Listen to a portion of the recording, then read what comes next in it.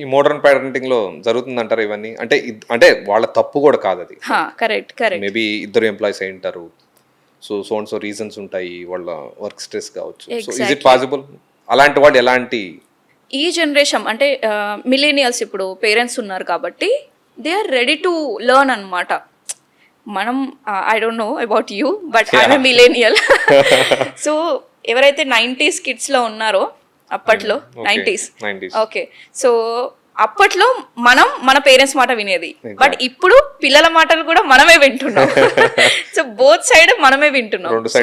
ఈ మిలేనియల్స్ కి చాలా స్ట్రెస్ ఎక్కువ అయిపోయింది, ప్రెషర్ ఎక్కువ అయిపోయింది. ఇటు పేరెంట్స్ ని సాటిస్ఫై చేయలేక, ఇటు పిల్లల్ని సాటిస్ఫై చేయలేక, ఎట్ సమ్ పాయింట్ ఆ ఫ్రస్ట్రేషన్ కాస్త ఒక పీక్స్ వెళ్తుంది, ఒక సాచురేషన్ పాయింట్ అంటాం కదా, అది దాటితే ఫ్రస్ట్రేట్ అయిపోయి అరిచేస్తున్నాము, కొట్టేస్తున్నాము, lack of awareness as you said, ఇవన్నీ పిల్లల మీద ప్రెషర్ని తీసుకొస్తున్నాయి.